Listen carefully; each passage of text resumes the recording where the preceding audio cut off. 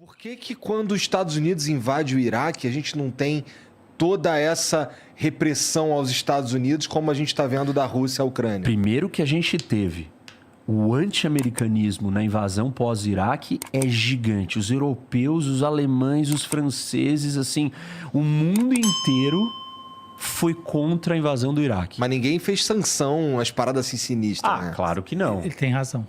Não fizeram sanção, porque Isso, quem vai fizeram. fazer sanção?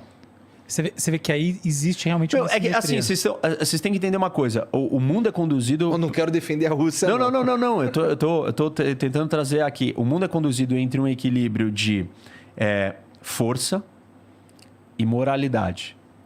Tem horas que você privilegia a força, porque você acredita que você está fazendo certo, e aí vai ser difícil o outro lado falar, eu também acredito que eu estou fazendo certo. Só que tem elementos tangíveis para a gente mensurar isso. Primeiro, a Ucrânia não fez nenhuma agressão a ninguém. Zero agressão. A Ucrânia está tentando só ser feliz e falar assim, eu quero ser independente e eu queria ser como a Polônia, eu queria ficar rica, próspera, ter emprego, me juntar à União Europeia e ser feliz. Os russos falaram, não, eu não deixo. Os russos querem conquistar a Ucrânia, querem anexar, querem falar, isso daqui é meu. Os Estados Unidos não queriam falar que o Iraque é deles. Sim. Primeiro, isso é o Iraque... controverso, né, o que você está dizendo. Não. Na verdade, o que o Putin está dizendo agora é que o que ele quer é que a Ucrânia assine uma documentação que ela é neutra em relação à participação na OTAN e que ela jamais vai entrar na União Europeia. Porque em manter a invasão e a ocupação é muito caro. Muito importante. Isso, é legal. Esse ponto é muito importante. Comenta porque aí. é o seguinte, imagina que a Ucrânia assine hoje esse acordo. Eu pergunto para vocês, depois de tudo que eu falei aqui, que vocês estão interiorizando e digerindo e refletindo sobre o que eu estou falando, o Putin confia na assinatura do acordo? Pois é. Sim ou não? O Putin confiará nesse acordo? Sim ou não? Não, simples, me diz. Você acha que o Putin confia? Do ponto de vista internacional, acho que sim, porque ele vai ter uma legitimidade para realmente atacar com força se esse acordo for transgredido. Atacar com força, ele está atacando com força. Atacar novamente com força. Assim, ele não precisa da legitimidade. Ele precisou da legitimidade para fazer esse ataque hoje? Não, ele não precisou, mas ele precisou de fake news, ele precisou de uma série de Mas ele precisa de fake news para a população dele. E para os outros simpatizantes que ele quer... Exatamente. Se ele precisar numa guerra, ter um número de pessoas que gostam de você. Exatamente, é isso aí. Assim, a Ucrânia, nos anos 90, assinou um acordo com a Rússia. Isso. Você sabe desse acordo? Não. Sim. Não, então vamos lá. Eu sei. É importantíssimo esse acordo. Você é o Álvaro, porra. Olha lá o acordo. A União Soviética tinha o maior arsenal nuclear do mundo. Maior. E aí, o que aconteceu? A União Soviética tinha bombas nucleares aqui na Ucrânia, na Bielorrússia e no Cazaquistão. Tá. O Império Soviético caiu. Esses países se tornaram independentes. Do dia para a noite. O que aconteceu com as bombas atômicas? Ficaram lá estacionados. Ficaram aqui. De repente, de um dia para o outro, 3 novos países se tornam países atômicos. O mundo inteiro virou e falou assim, por favor, Ucrânia, Bielorrússia e Cazaquistão, devolvam as bombas para a Rússia agora. O único que virou e falou assim, eu não quero devolver a Ucrânia. Por quê? Eu não confio nos russos. E aí os Estados Unidos, o Ocidente, todo mundo veio, expressão, e eles falaram, assina um acordo aqui com a Rússia, de que a Rússia respeitará a sua integridade territorial e a sua soberania, em troca de você devolver as bombas. O acordo foi assinado. E não cumpriu. O que aconteceu? Não cumpriu. Por que você vai cumprir um acordo que não acontece nada com você? Esse é o problema das relações internacionais. Se eu virar e falar assim, eu sou um signatário do Tratado de Não Proliferação de Armas, e eu virar e falar assim, eu vou descumprir esse acordo. O que vai acontecer comigo? Sanções econômicas. É isso, mas sanções econômicas são problemáticas, eu posso falar disso daqui a pouco. Me lembra, você que está botando a lista do que eu tenho que voltar para falar. Eu não cumpro. Não vai bater a polícia na porta da minha casa se você está preso. País tal, você foi preso. O país inteiro, vamos colocar o país. Não vai acontecer nada com você. Vai acontecer sanções, mas sanções não são suficientes para acabar com a existência de um país e não são elas não são universais, não vão ser todos os países que vão aderir à sanção. Então, assim, nas relações internacionais, acordos, eles são difíceis de serem cumpridos. E se a Rússia assina um acordo com a Ucrânia... aliás, vamos fazer um outro parênteses. A Ucrânia não faz parte da OTAN. A Ucrânia hoje é neutra. Então, a invasão russa não se justifica. Certo? Não é que ela virou para ele ter invadido. Não, mas é que ele invadiu antes de entrar pra OTAN, porque se entra pra OTAN, ele fudeu de verdade. Sim, só que se fala disso há década. Mais de década, e não aconteceu nada. É o conceito de guerra assim, porque preventiva. agora... Não, é uma guerra preventiva baseada no quê? Na ameaça de que ela possa entrar na OTAN. A propósito, eu acho guerra preventiva um péssimo conceito. Não. Eu acho que esse assim, é o problema. O argumento de você atacar um outro país de maneira preventiva, de maneira geral, eu acho um péssimo argumento, tá? Assim, então, você pode justificar que você está fazendo isso preventivamente. Mas aí sabe qual é o problema dessa nossa linha de raciocínio? É que nós estamos indo para uma discussão moral de certo e errado. E aí aqui... Eu não quero entrar não estou necessariamente entrando na discussão de certo e errado, mas aí eu volto para o dilema da segurança. Qual era o dilema da segurança? É corrida armamentista. Sim, preciso ser fortão pro cara que tá fortão não me fuder. Isso, e eu, Ucrânia, eu vou confiar que a Rússia não vai me invadir? Não, eu quero entrar na OTAN. E a Rússia? Eu não vou deixar ela entrar. Então quem está certo? Desculpa, nenhum dos dois. Esse é o problema do mundo. Por isso que a gente tem guerra. Por isso que os realistas falam que, em última instância, nós não vamos conseguir a paz nesse sistema desenhado desse jeito. Porra, e posso falar, você chegou num ponto muito bacana, né? Chegou num ponto legal, assim, bem equilibrado. Posso fazer um shift de papo? É o seguinte... Olha só. Eu não sei se as pessoas, se a gente exauriu, porque eu acho que tem muita coisa que ficou aqui jogada para trás interessante. Por exemplo, eu nem falei... podemos recapitular, claro. Eu nem falei por que o Iraque, que tipo de agressão ofensiva o Iraque fez. Tá. Vale a pena. Da Ucrânia. Vale a pena. Mas, Por favor, faça essa parte, porque tem gente que não estava nem viva na época que está escutando o programa. O Iraque... Eu estava, e eu lembro. Então, o Iraque foi lá um dia invadir esse país aqui, o Kuwait. E aí, logo depois do final da Guerra Fria, ele invadiu o Kuwait e o mundo inteiro parou e falou: está errado. Como assim?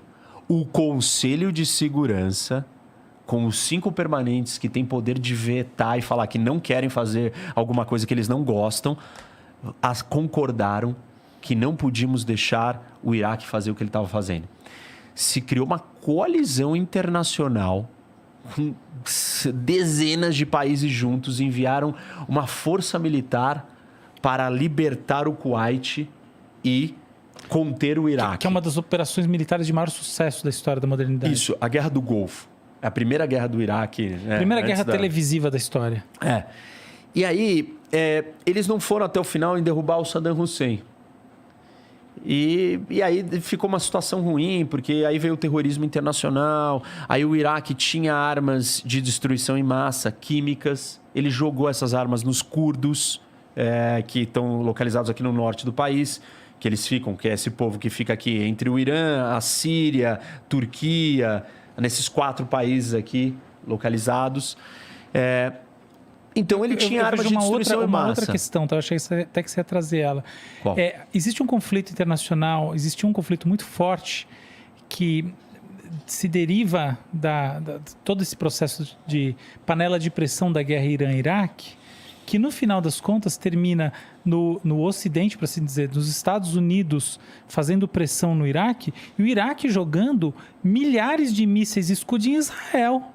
Eu acho isso uma coisa assim que... Essa foi uma retaliação do uma Iraque. Retaliação que é absolutamente imprópria, porque no final... Enfim, o que eu queria dizer é que o Iraque muito grave, era um país problemático. Por quê? E que jogava porque mísseis num outro país que não estava em contato. Óbvio que tinha uma tensão imensa com Israel, mas ele estava jogando míssil num país que não estava em guerra com ele. Na verdade, assim, o Iraque é um país problema. Uma ditadura expansionista e agressiva.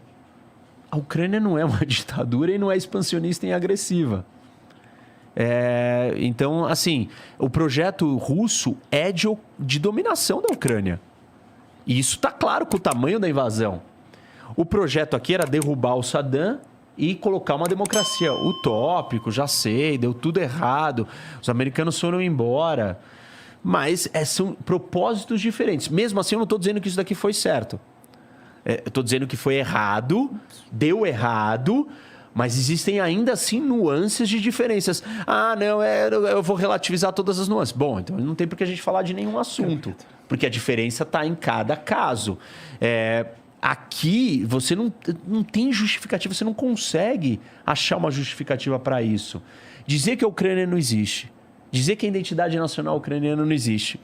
É tudo pira do Putin. Essa invasão... Isso, e aí a gente entra num segundo elemento dessa história, que não é a disputa, não é o mundo como ele está organizado, não é o dilema da segurança, não tem bonzinho ou mal.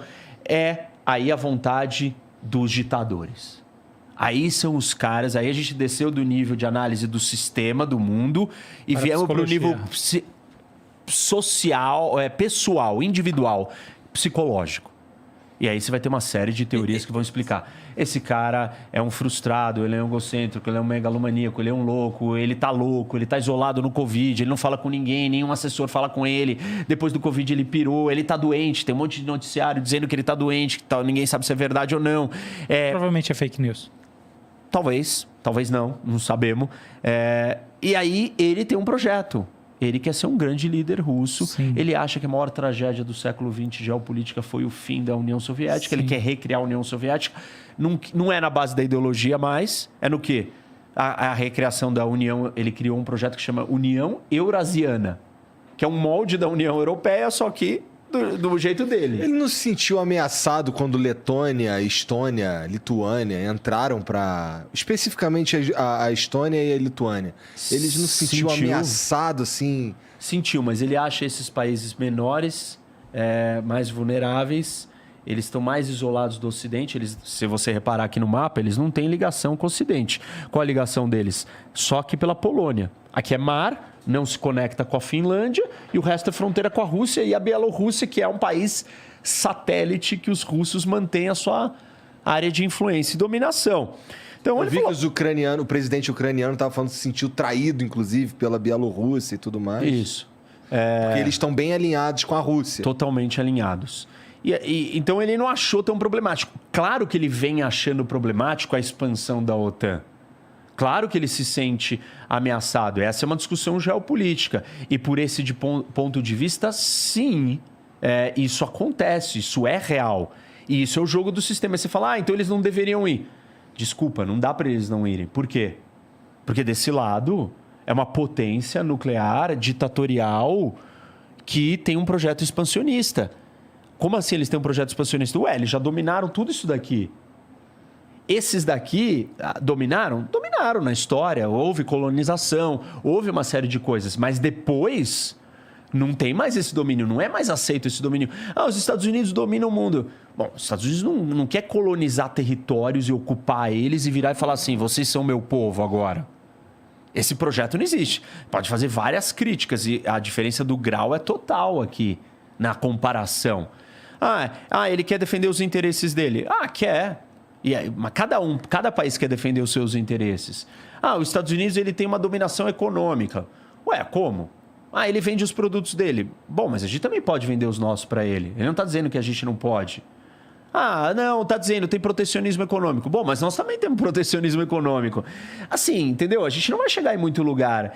Os Estados Unidos, ele está muito longe de ser o ideal. Mas, até o momento, o sistema que o mundo está adotando da União Europeia e dos Estados Unidos democrático, de ordem liberal, de livre comércio, de respeitar a fronteira, na sua grande medida, tem as exceções aqui, é um projeto mais estável para o mundo. Não é um projeto de recriação de império, de dominação de território talvez físico. Seja, mas não seja coercitivo necessariamente, né? Depende do que é império. Exatamente. Depende do que você vai definir império. Porque aí você vai falar assim, não, é império. Bom, é império. Tudo que você quiser negociar comigo e se tiver maior poder de barganha, você é um imperialista? Exato, eu concordo com você. Aí a gente foi muito longe. Porque aí você fala assim pra mim, você tem sei lá quantos milhões de views. E aí alguém vai te pagar. E aí o cara quer te pagar pouquinho. Aí você fala, desculpa, o meu valor é maior. Você é um imperialista, você está extraindo mais do outro? Não, é uma relação de ganho mútuo. É diferente isso. Sim, não é uma relação de exploração, é uma relação de ganho mútuo, aonde o quê? Um dos lados ganha e o outro também ganha. Um lado ganha mais? Claro. Mas o outro lado também ganha alguma coisa. E essa é uma relação de livre comércio. Você tem um produto que vale mais para mim, não para ele.